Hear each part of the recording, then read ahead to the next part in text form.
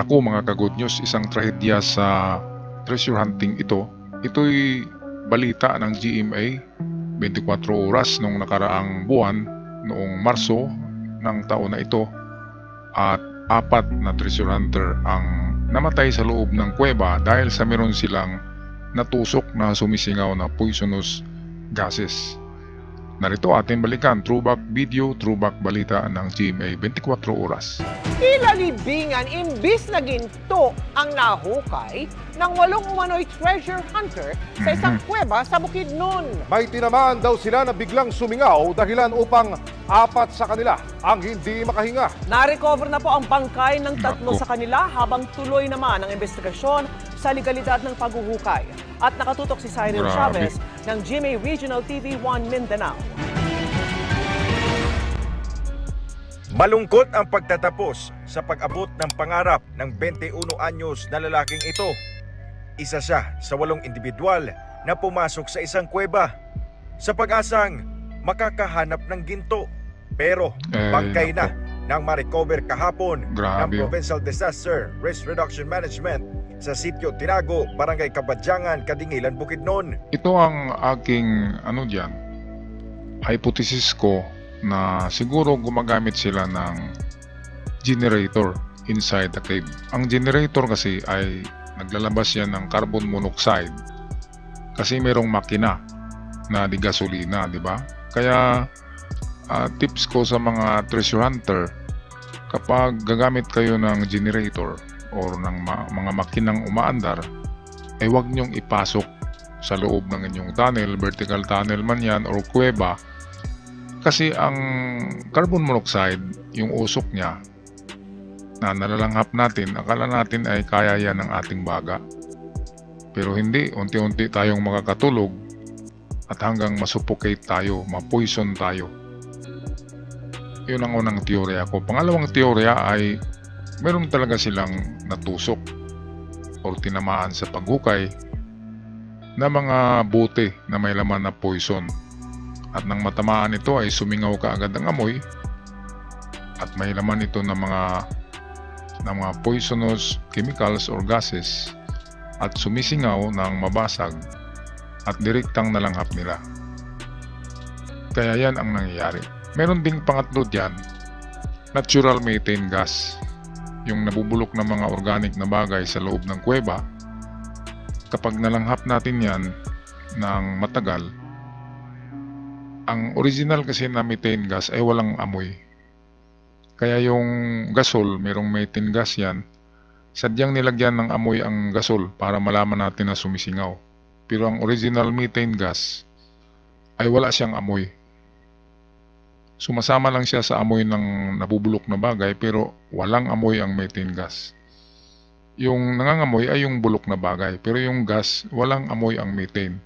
Kaya hindi natin nalalaman kapag nasa loob tayo ng kuweba na methane gas na pala ang nalanghap natin. Okay, kaya kung nakalanghap kayo at medyo nag-dry ang inyong itong dito sa esophagus, kapag nag-dry yan,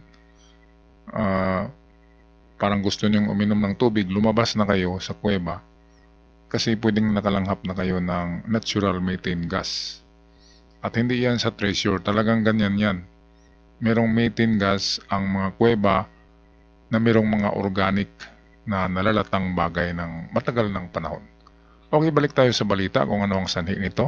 Mangandoy, manggaling nga mga dato, o hinay mo, magpatulo na nagsingot, dili na lang mangandoy, kung na lang mga butang. Parang wala mga disgrasya, sama ni na itabos kung ba na karon. Nadagdagan pa ang mga ipagluluksa pasado alas 12 ng madaling araw nang patay na ring ma-recover ang isa pa niyang kasama sa kanilang treasure hunt. Isa pang bangkay ang nakuha naman alauna ng hapon. May isa pang naiwan sa loob, habang 4 na iba pa ang ligtas namang nakalabas. Kwento nila sa Police Regional Office 10, Linggo ng umaga sila pumasok sa kuweba. At habang naghuhukay, may natamaan umano sila na biglang umusok. Nag-produce ito ng maraming smoke. That's the time na parang na-suffocate na sila. So they are trying to get out from that cave.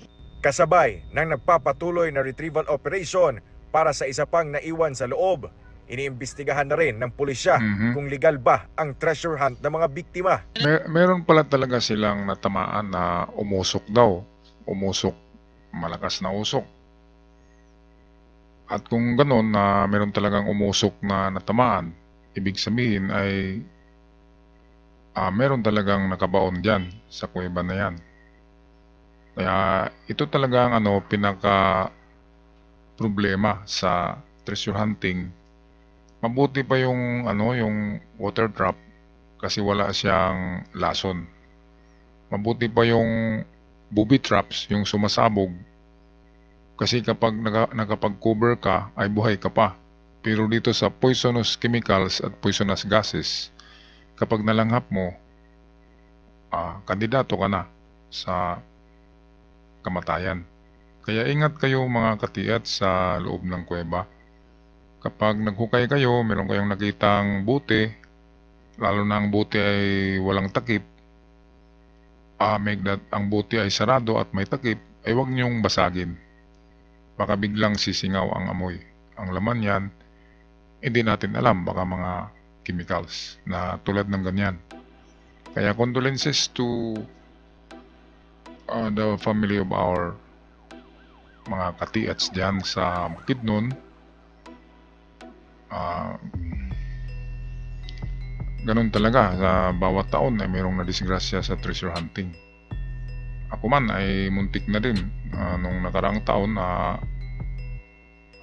nakuryente ako sa hagdanan na aluminum, pero mabutit nakabitiw ka agad.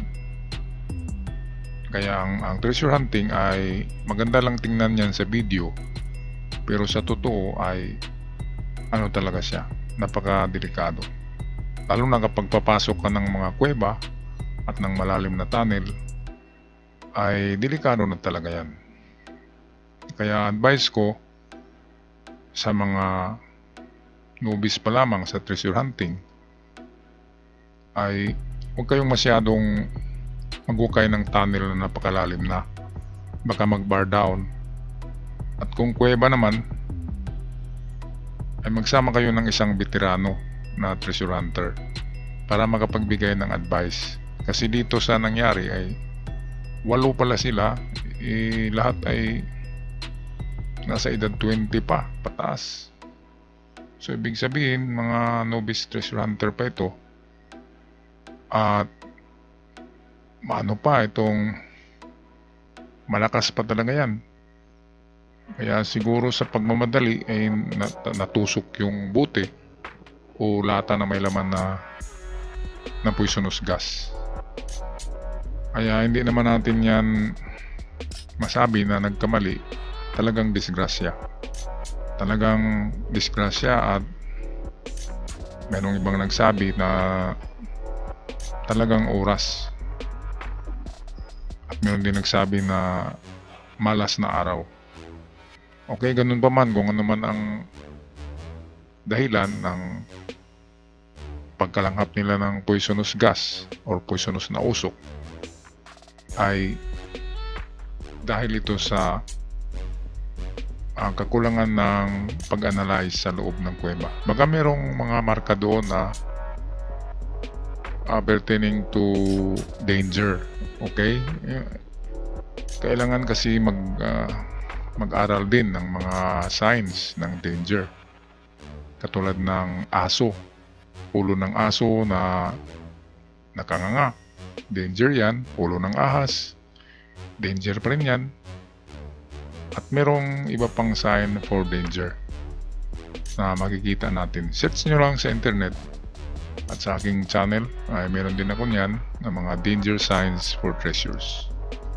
Okay, patuloy tayo sa video. Nanawagan po tayo sa ating mamamayan to report any illegal activities like this, no, yung nagte-treasure hunting po tayo na walang permit, kasi aside na nakaka-endanger ito ng buhay ng mga taong nag-i-engage ng treasure hunting, is nakakasira din ito sa ating kalikasan. Para sa GMA Integrated News, Cyril Chavez. Okay, salamat Cyril sa inyong integrated news throwback video na binigyan natin ng reaksyon.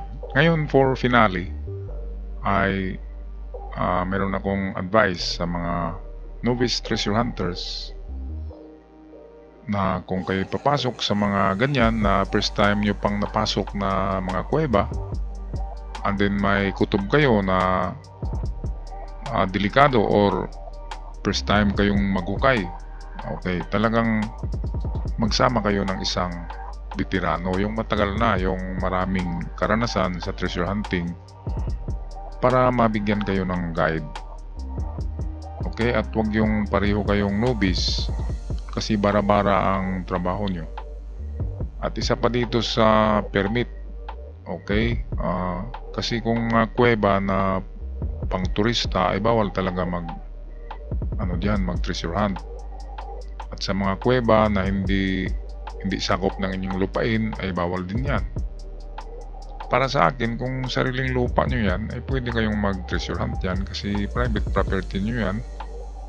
Pero ang ano dyan medyo ang permit kasi ay may kamahalan. Kaya kung kukuha kayo ng permit doon sa mga tinitreasure hunt nyo na sigurado, yung sigurado talaga bago kayo kukuha ng permit. Kasi kung haka-haka nyo lang nawala ay lugi kayo kasi nasa 10,000 yata to 11,000 ang permit. Luging-lugi kayo. So gawin nyo, kumonsulta kayo sa mga eksperto kung legit ang treasure site bago kayo kumuha ng permit, para kung may mangyayari ay hindi kayo ma-blame ng LGU o ng yung barangay dyan. Okay, so condolences sa mga nawalan ng mahal sa buhay dahil sa paghanap ng kaginawaan sa buhay. Hindi naman tayo nag-treasure hunt para tayo yayaman. Nag-treasure hunt tayo para atin marating yung ating gustong klaseng buhay na maganda. Kasi ang nag-treasure hunt karamihan ay mahihirap dahil nahihirapan nga. Siyempre meron tayong mga pangarap. Kasi shortcut sa pagiging mahirap para yayaman ay mag-treasure hunt. Pero napakadelikadong ito. Kaya enter at your own risk. Mga ka-TH, palaging mag-isip na mayroong kasamang delikado yan. At kung medyo delikado ay huwag niyong ipagpatuloy. Okay, so hanggang sa muli, mga ka-TH, ako'y magpaalam na. God bless us all.